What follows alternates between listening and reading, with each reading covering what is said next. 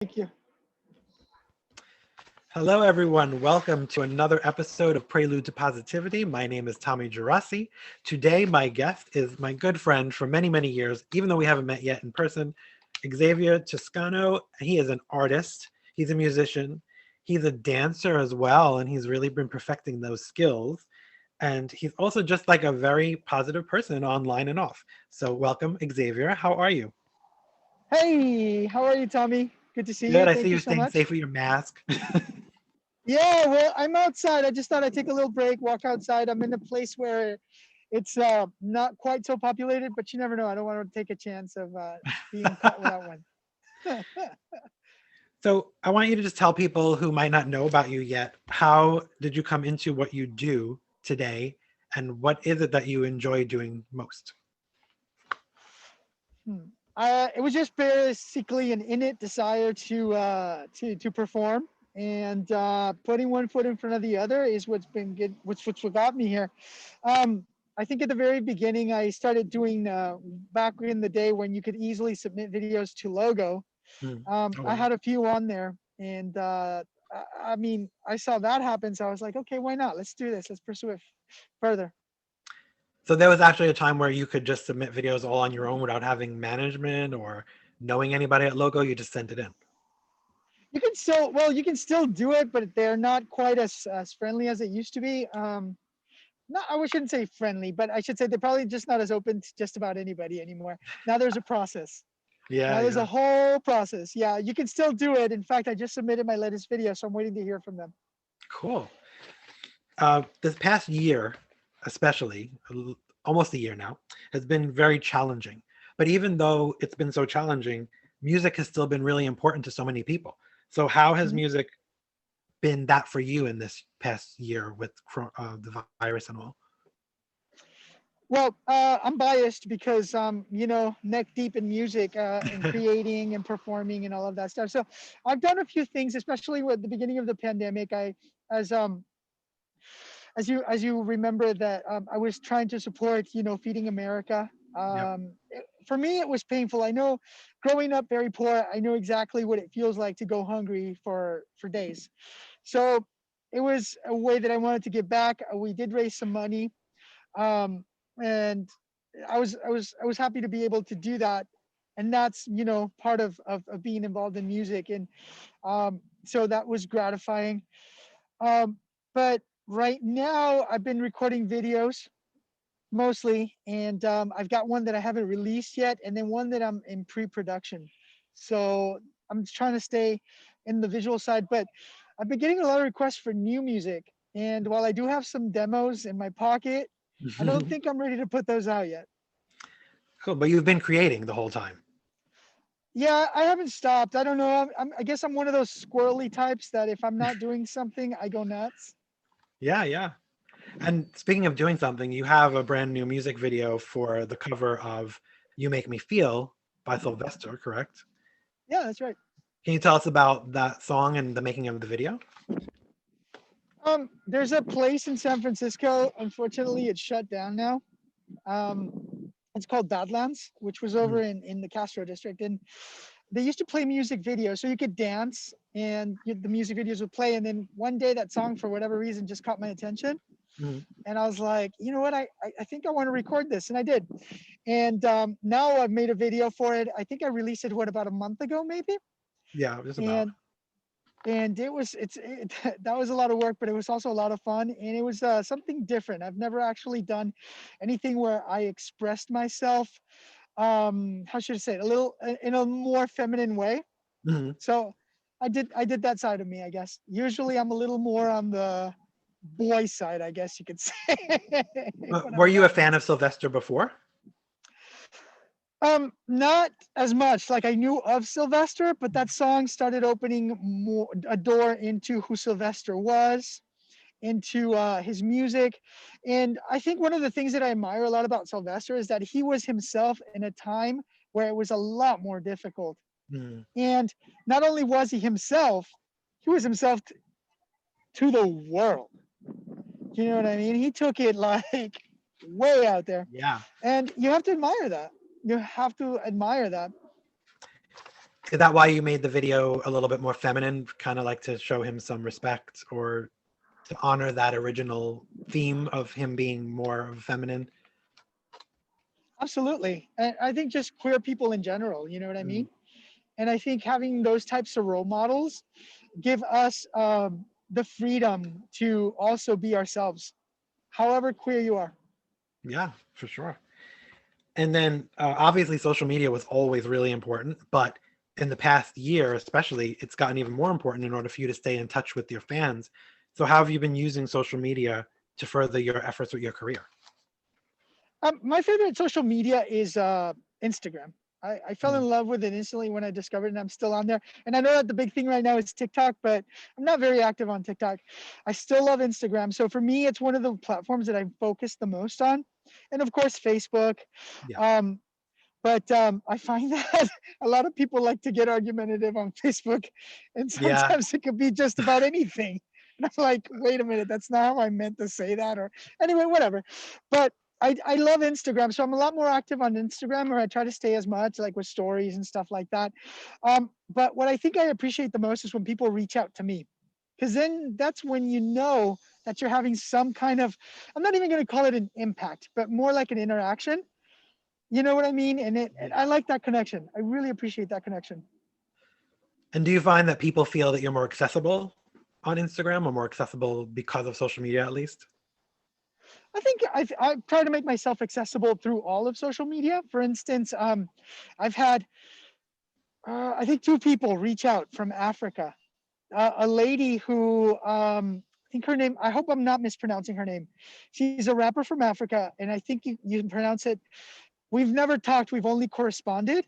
So I think you pronounce her name Petru, and she's an amazing rapper.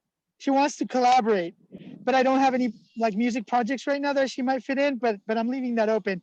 And I also got on Instagram another young fellow reached out from Zimbabwe, and so that's that's really awesome. There's like I can't go to Africa right now. Nobody Oh can, no. but I'm connecting with people all the way over there, so it's great.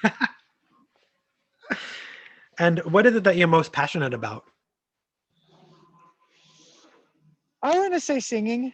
Um, just no, not I guess not just singing, but like okay. So yesterday I pre-recorded a live stream for the Millennium Music Conference, Mhm. and they it's a bunch of artists. I can't think of anybody right off the top of my head, but I was one of the ones that was asked to do a live stream.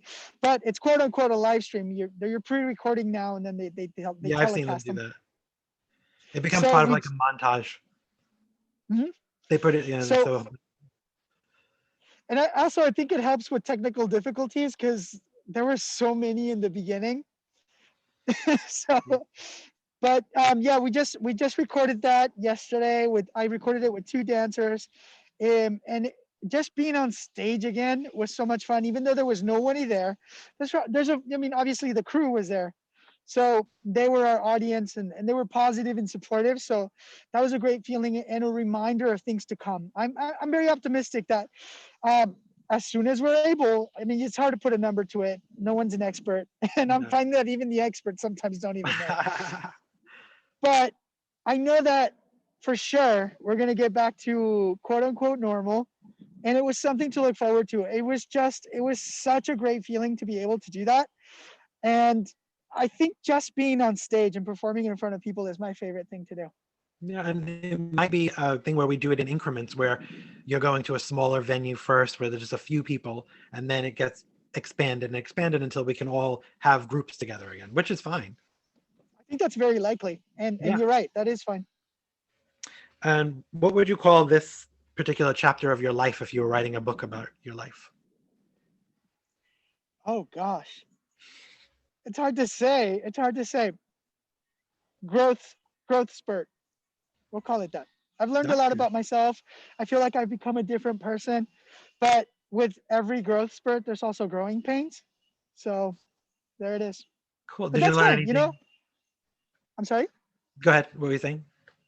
but there's always some kind of I don't want to I for lack of a better word, there's always some sort of reward from I don't want to, not from suffering, but from growing pains. There's Yeah. always something to take from it. So yeah.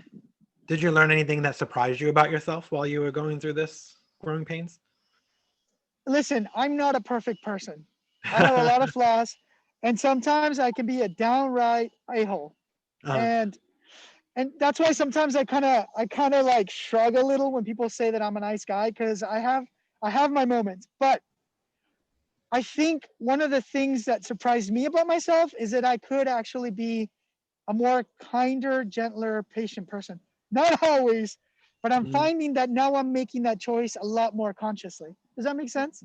makes sense, but no one's perfect. I mean, I think even the nicest, even Betty White probably has a moment where she says no to things or she's not in the mood for something, and she's one of the sweetest people people think of when they think of sweet people. They think of Betty White. So Oh yeah, I can see no one's that. perfect. Yeah, I don't think anybody's perfect though. There you go. What's the most fulfilling part of what you do? Well, friendships like the one we have, and just keeping in touch and having the opportunity to sit here and talk to you. It's Mm. rewarding. You could be doing anything else, but instead, you're taking up your time, and we're having this conversation, and I appreciate that. So things like that. That's I cool. think that's another thing that's come with the pandemic, is just appreciation for the little things, right? Yeah, I think so too, because I think before that, a lot of times you might choose not to hang out with people and you wanted your Mhm. alone time, but now we kind of feel like the time you can spend with people is really more important than we thought. Right, absolutely, absolutely. It just feels more. No, no, no. Not that it's more valuable, but that you find the value in it. Yes. And you want to make the time for it now instead of making that excuse. Or, sometimes you might, and before this, we might be tired one day and you say, oh, I'm not going to do that today. I'm just going to blow them off. But maybe we won't blow each other off as much in the future because we realize that you don't know when these kind of things are going to happen again. Absolutely, absolutely. And it's funny because I've grown a lot closer to my family too. Oh, that's good. That's Yeah, definitely good. yeah. How do you stay positive during challenging times like we've had the entire last year? What keeps you positive and moving and going? For me, at least, is a friend of mine said something early on in the pandemic that sort of stuck with me.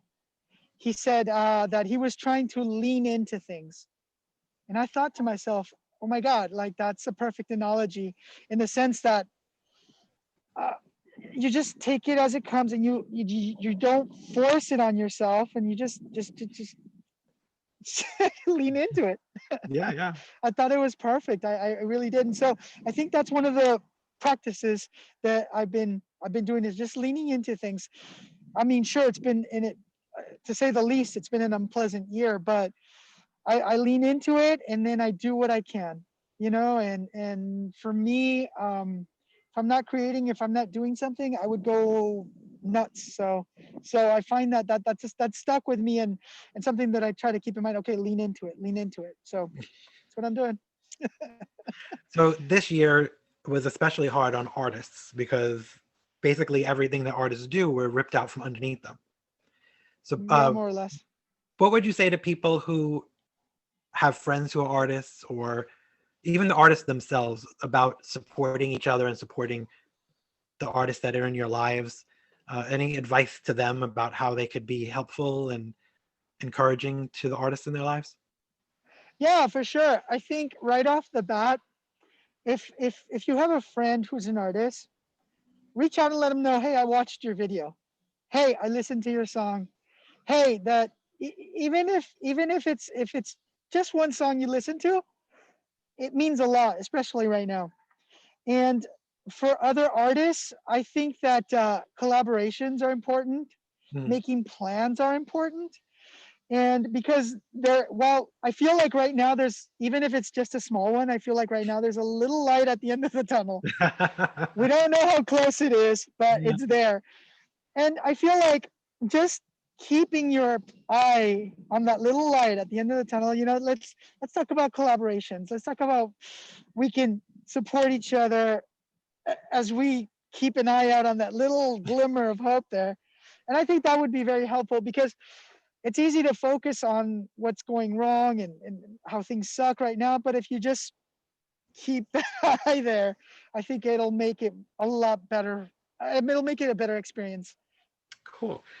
Where so if people want to find you to listen to your music and then let you know how much they love it, where can they find you online? Oh, I love that. I love the way you said that. The easiest thing to do is go to xaviertoscano.com, and all the links to all my social media are there. So whatever you prefer, you can jump onto after that. Cool. So, what is one thing that you absolutely cannot live without in this world? Music, music, Obviously. music, family, and friends. How about we just leave it at that? Because I can go on for a while. Music, Cool. family, and friends. And what's one thing that you wish we could all live without? Without COVID, but that feels like it's too obvious of an answer. I think jealousy is a horrible thing. And even though I'm guilty of it sometimes, if you let those little green monsters creep up on you, it could destroy you. Find inspiration instead. And sometimes that's how I try to get rid of the jealousy, because there's a lot of singers out there or other artists who are like really successful. And I'm like, damn it, why is that not me? And then I think to myself, wait a minute, look, learn, see what you can take from it. Inspiration is 100 times, maybe even 1,000 times better than jealousy. So jealousy, let's live without it. Cool. And before you mentioned collaborations, so Mhm. if you had a dream list or you were able to make a wish or multiple wishes, who's on your list for collaborating with that you haven't done so far Holy I almost cursed. with? Everybody? Um, actually, actually, I do have a big potty mouth, but I try to watch myself. I don't know how you feel about it, so I'll be respectful. It's okay. But We don't have a rating.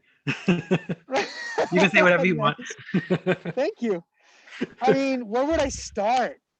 But if I could collaborate with anybody who's alive or dead, I think for me, it probably would have been Freddie Mercury. Mm. He has a special place in my heart. Such an amazing singer, incredible songwriter, stage presence. But somebody living, I think it would be. I've always wanted to do music with Timbaland. Mm. I just, That's a good one. I love his music. I could go on and on and on. We'll just stick to those two. How about Okay. that? If you weren't doing music, is there anything else that you had been interested in originally that you might have gone into or you could see yourself going into? For a while, I thought I wanted to be a music business lawyer, and then I kind of started looking into it, and I was like, I'd rather not. I think the answer is no. I'll do this Yeah. till the day I die, even if I never get a gold record, or if I never get a Grammy, or if I only have 5 people show up to my shows until I die. I don't care. How old were you when you first performed? How old was I when I first performed? I was a kid, man. I'm trying to remember, like, because I used to like I did it for family quite a bit, but that was like when I was like 6, because I just wanted to do it, and so my dad would allow me to do it for our family. They would like sit down and just humor me, but that's not like a real performance type of thing. Um, I was in choir in high school, so I did a bunch of performances. No, those count. All uh, that counts. yeah, yeah. I guess on and off when I was a kid. I did a few things as a kid, but nothing professional really. And then do you remember the first time you recorded something? I do. I How did sure that feel? do. It felt great, but it was awful. The product was awful. Oh, really? It was bad. I had no experience. But it's funny, because I find that most people who are just starting something new, they're so excited that they just want to do it, Yeah. and they sort of everything else, caution falls to the by the wayside. I was so excited. I was just a dumb kid. Found somebody on Craigslist to produce a song for, like, it was, I think at the time it was like $10 an hour or something Oh, like that. wow. So I scrounged my pennies, ended up in somebody's basement, and I just had all of these ideas. Let's do it like this. Let's do it like that. And boom, I recorded it. I started showing all my friends, but I started to notice their reactions, and I was like, okay, wait a minute. And then I put it up on MySpace, and then the real the Oh, people's real thoughts started coming in, and I was like, oh, wait a minute, I guess I really need to learn how to sing. So that was the next step. wow, but that's a learning experience, I guess, but not exactly a positive one. Do you remember the first time that you released something that you were really proud of and how it felt to get positive feedback from people? Oh, absolutely. I think the very first thing that I thought was like real quality was a song that I think he's your friend actually, Derek Jameson. Hmm. We're Okay, we're yeah, both from I this. think he told me that he had done something for you. Yeah, well, Yeah. I did a cover for him, Oh, from you did. him. Yeah, I did a yeah. cover from him. He put out a song called "This Night Tonight." Yes. We're from the same town, or Okay. I don't know if he's from this town, but anyway, we're from the same town. Where I grew up is where we were, and so I heard the song, I loved it, and I sent him a message. I said, "Hey man, can I record this?" He said yes. Took it to a producer. We did it. Then I did a video. It was all really really fast, and it was my first video that ended up on Logo. Oh, And wow. so then I was like, wow, like this is really really cool. But at that point, I think I've learned enough of how to do things right. And anyway, it was a good experience. So yes, that was I would say This Night Tonight was my very first one. And did he reach out to you to give you feedback on it after you did it? At least with me, he's a guy of very few words. Mhm. So all I got was an email that said something like "well done" or something like that. And that was it. That sounds like him. He'll give you the encouragement and all that. If you answered back, he'd go back and forth. But yeah, he likes to keep it really important. He says important things, but you know what he Short and means. simple. Yeah. Well, if you, if somebody did one of my covers, it hasn't happened yet, but if somebody did, and I thought it was well done, then that's a good sign. And how about the first time that you actually performed in front of other people professionally, a crowd, and you got that energy back from them? Do you remember what that felt like for you? There's been a few, but there's two that stick out to me right now. So I don't remember when it was, but I had an opportunity to perform at the Disneyland Hotel in Anaheim, California, and I thought it was such a big opportunity that I put together a team of 6 dancers. We put together this routine. We did a half-hour show. Oh It went gosh. so well. It was inside the hotel in like one of their ballrooms or something. Um, it went so well, so well. Uh, People were praising us left and right. It was a great time. The other time that comes to mind was when I performed at Pride London. I was on the main stage in front of a sea of people. I've never performed in front of that many people, thousands of people. And just this wave of sound coming at you from people screaming. It was such an intense feeling. I knew that there was nothing else I wanted to do after that. Like that, I knew before, but this really cemented it. And can you describe yourself in three hashtags? My thoughts Describe yourself in just three hashtags. on myself. Yeah. Okay. Uh, uh, Fun, energetic, um, and I don't know, happy, I guess. Those are good ones. Those are all positive ones. And so going forward now, after we come out of the pandemic, which hopefully happens soon, sooner than later, what do you hope Yeah. that we learned now that we will keep with us going forward instead of going back to life the way it was? Um. Well, that's a hard question, and I'll tell you why. I think that it'll be different for different people. I think that for the for lack of a better way of saying it, for the smarter people among us, Hmm. I would hope that this changed that they would say, "Oh, this changed me for the better because fill in the blank." So I think I would hope that everybody's experience was one of growth and kindness But also I think that that is there already, and I think we're seeing that. I say that with confidence because of the way that I almost feel sorry for the guy, even though I really don't. But for the way that people turned on Trump, Mhm. like you can't be that person anymore. Right. You just can't be that person anymore. And however you perceive Trump to be, you just can't be that person anymore. Right. So I think that if nothing else, it's made us better people. Yeah. Well, I know what you're saying because it's kind of like when you do the wrong thing, even if it's for the right reason, it's still the wrong thing. So if I don't like being treated a certain way just because I consider someone to not be a good person or someone's proven that they're not a good person, it still doesn't let me treat them the way I wouldn't want to be treated. Yeah, So that's yeah, fair. I get it. Yeah, I feel similar on that too because I felt like I saw people go to places that were so low that I wouldn't expect those people to go to those low places, and I was a little bit surprised at some people. I understood what was the feeling behind it, but I just looked at some of them like, "You're better than that. You're so much better than that. Why are you doing that?" It's not like when you're being bullied in school, if you go and hit the bully back, that's not the answer either. It's we've been taught that. We've been taught not to. exactly. Don't do the same thing to them that they did to you. But I saw people doing sometimes worse than he was doing, and I'm like, that's you can't justify it. But I know what you're saying. It's justification is not right. There you go. There you go. Yeah, I get it. I totally get it. And then what do you have coming up in the next couple of Um, months? I've got a video I'm going to release. It's for my song called "The Remedy." I'm super excited to release this one. And in my humble opinion, it's hard to be humble when you're talking about yourself, though, isn't it? It's it's quite possibly the best video I have ever done, um, or helped worked on, produced, whatever you want to call it. I worked with a guy who worked with Jennifer Lopez on one of her performances, who put the lighting together. Oh wow.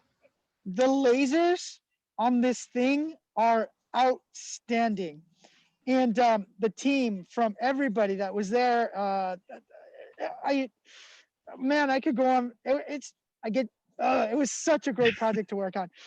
Um, I'll share some stuff with you. I might even share the video with you before I release it. How about that? And then maybe you can Cool. make your own opinion. But the guy, I'll tell you a little story about from on set. So I was really curious because I talked to his name is Adam. His company is called Precision Lasers, and I'm so lucky that he got to work with me. I sent him a message and I said, "Hey, look, man, I love what you do. I don't know if I can afford you, but I'd love to work with you." He shot back and he says, "All right," but I sent him the song and the lyric video. And he shot back and he said, "Well, what's your budget?" I gave him a number and he said, "Cool, let's do it." Oh And I was like, wow. "What?" Yeah, I was like, "What?" Okay. Then it was on from there. You know what I mean? Hmm. And so let me tell you one of the stories that he told me on set. And I said, I asked him, "So what was it like to work for J-Lo?" And he says, "She's very focused," which I can imagine. Yeah. "She's personable." Um, but one of this here's the story. So the dress she wore for I was an MTV VMA performance, I believe. She wore $1 million Versace dress with a long train, Was that the green and one? it was purple and gold. Okay. Yeah, it was purple and gold. No, it wasn't the famous one. Right. It's one where she's being lifted on the stage, so the dress really flows. I'll send you the link. Okay. And the dress is valued at $1 million just because it's this long dress. It's crystallized, and so when he was having conversations with her and their people, the lasers had to be so strong that they could be captured on for the performance, but they were so strong that any wrong move could actually cut through the fabric. Oh my gosh. So there was a lot of planning, and then there was the added pressure that as soon as she took off the dress, it was going to be shipped off to a museum somewhere to be displayed. Whew. So he had all these things in mind, and it's valued at $1 million. And so you can imagine that, like, that's you just don't want to mess up. No. So he's telling me these things, and I'm like, I had a very a sort of an out of body experience. This might sound ridiculous to a lot of people, but to me, it was an important moment in my life and in my career, in the sense that, like, how am I here working with this guy right now? Like, this is so cool for me to be experiencing this. So, so anyway, just had to share that. No, that's important because it was comes to my next point actually, which is amazing, is that a couple of weeks ago there were people sharing something on Facebook because a lot of friends of mine are indie artists. So they were sharing this article about how it costs people like Cardi B millions of dollars to make a music video, and then they were sharing how much they've made their music videos for hundreds of Uh-huh. dollars or thousands of dollars. So I think Sure. a lot of people don't understand that part of it. So as an indie artist, how is it that how do you feel about that? Like how the work that you do for so much less money, and it's compatible with sometimes the stuff that they do for millions of dollars. So what is that like for you, struggle wise, and then also pride wise? Because when you look at it and say, I only spent a couple $1,000s to do this video, and it really is in par, and I had people working on it that did things for millions of dollars. I think, I think part of it was the pandemic. There's Hmm. probably shortage of work. Um, but also, here's the thing. You work with a superstar, right? Like, let's say you do a tour for them. That might be your last tour with a superstar, right? Yeah, yeah, So sometimes you you branch out. You do yeah, what you got to do. You branch out. So I think that's one of the things about the inequity of it, I guess you could say. yeah. Yeah, and I'm not mad at people who spend $1 million on their video because Oh no, um, if you in have it, spend truth, it. yeah, if you can afford it, why not do it? Work You're with the putting a lot of best, people to get the work best. too. Exactly, exactly. So go for it. And and I think one of the things that people don't realize, um, or maybe they do, but that I want to point out too is that a record label is a bank.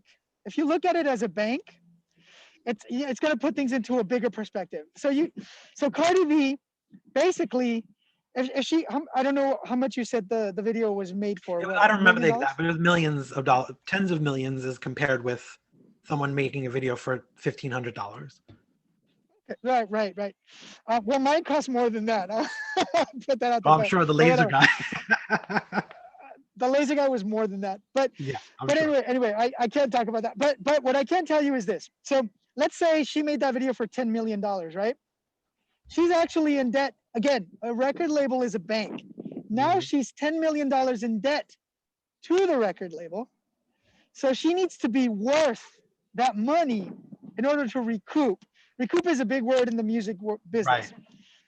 So now she needs to be that big that she can draw that much attention to generate not just the $10 million, but a profit on top of that. Yes. So should she spend that money? Is she worth it? I think so. Yes. So I'm not mad about it. I'm not mad about it. But also, you have to think about the burden of that. Imagine walking into a bank and taking out a $10 million loan. You have to think about those things. So she's got a lot of pressure on her. So good for her that she's got the quote unquote cojones to take out a $10 million loan to make a video. So I that's how I feel about that. Good for her. Good for her. That's a good point. Do you think that though the pandemic itself made people more open to working with artists, also because they felt that the need to kind of lift them up a little bit in a time where they weren't able to make money?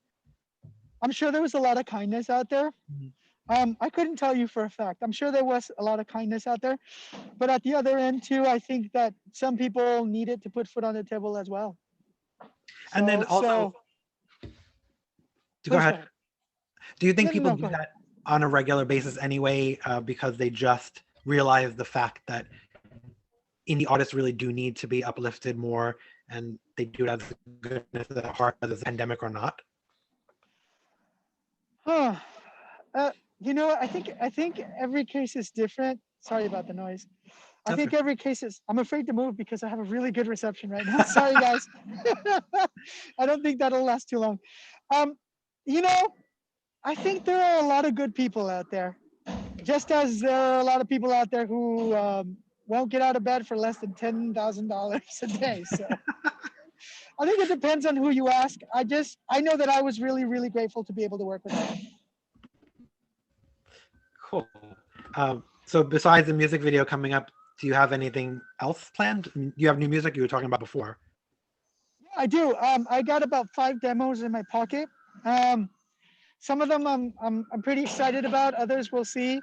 But I do have some new music. Actually, I've been getting that question a lot and for the last few months. New music, new music, new music. But because I'm not a really famous artist, I feel like I have to keep pushing what I have because I can make 10 records. And if I'm not really that famous, only 10 people know about these 10 records. But Yeah, so it's like, yeah. so I have to push what I have as much as I can, I feel. I hear that. I hear that. Especially because Spotify and those streaming platforms don't really pay a lot for streams.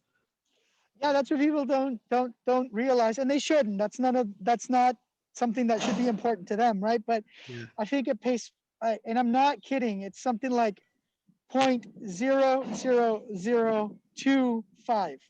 Yeah. That's I like, mean, what is that? 200ths of a penny it's ridiculous.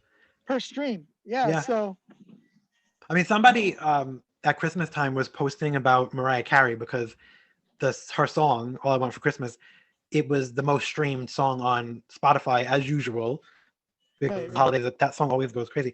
But somebody made a snarky comment about it, like comparing it to her having money or whatever, and she responded so perfectly because she said, "Sweetheart, it was played that many times, but this is how much money I made from it." Basically, it was like nothing that she made. So she's like, "So I can probably buy a dinner at Kentucky Fried Chicken with the money that I made off of it." She's like, "So I put that song, I love it, and I put it out because I love it, but I don't do it to make money off of it. Trust me on that." It's really funny because I'm not at her level by any means, but I can relate in this sense. So from this album we were just talking about, Feel So Good, I think it's 10 or 11 songs. There's one intro, so it's 10 songs. It's 10 full songs. So five songs, so half of that album ended up on Keeping Up with the Kardashians, right? Oh wow. Yeah, so I had 5 songs going there. But anyway, at its peak, when it was actually making a lot more money, I could probably buy groceries for a week with the money I was making. And Yep. you're talking about the biggest reality show of the time. So I think the real money in music or in the performing arts is, and I don't say this lightly, is an insane amount of fame. That's when you really start to see numbers. And I know that there's a few people in between, where they make a living and they're Yeah. doing okay. But if you want to talk about like really making money, you need to be insanely famous. Right. Because then you can make money off merch, Yeah, much more it's money. yeah, It's not really about the music. The money doesn't come from music at all. It comes from live ticket sales, and even that isn't as because you have to pay all these people to do that. But it's merch. You have mhm, to kind of like sell yourself out a little bit more mhm. to make that money. Oh, absolutely, absolutely. And then that's when you get into like the VIP meet and greets. Yep. And like during the pandemic, a lot of artists were, even big name artists, were selling their time, like Zoom meetings, Yeah, I where you saw could that. buy a Zoom meeting. Like, Yep. what's the other one where you can like you buy it and then an artist does a shout out? Oh, Cameo. The happy Cameo, birthday. Yep. Those are exactly. actually cool. I hope they keep doing them. But most times they're too busy to do that. Well, yeah, I'm sure they're short and sweet. I'm sure they are. Yeah, they are. But even the short and sweet ones, I saw people posting about some actors were going on Instagram and putting the outtakes from their cameos, and they were like, "You know how many outtakes I had to do for this to sing Happy Birthday to this person?" They're like, "It took me 15 I times." believe it. I've never done cameos, but I have done like little requests where somebody will say, "Hey, can you say happy birthday to my friend," etc. So I've done a few of those, and sometimes it takes a few tries. You think it's like a little 10-second video can sometimes take you like a half hour. Yeah, that I didn't. You wouldn't even think about that until someone actually put it up, and I'm thinking, yeah, to get it right, if the person even paid $20 for it, and you want to give them a quality piece of something to give someone for their birthday or for their own birthday, you're going to put a lot of Exactly. effort into it. So maybe it took you 30 minutes to an hour to do that little couple of second video. But yeah, It can. I think it depends on who you are, but yeah, it can. yeah. So what do you want to leave everybody with A big on thank this you. visit? Stay strong. Um, like I said, there's a little light at the end of the tunnel. We're gonna get there. Definitely. And I say on this visit because you're invited anytime you want to come back. So those are parting words for this visit only. Well, that's because And you're when you have your wonderful. video and your music, come back because I want to talk to you. And definitely send it to me because I'll listen to it. Okay. I'll watch it, whatever. I enjoy your stuff. You have a very unique eye for your art, and I think that's amazing. So I've always Thank admired that. you. Thank you. Well, I'm definitely weird. That's for sure. It's unique. I don't think it's weird. Well, I like both words, so thank you. I appreciate that. Thank you.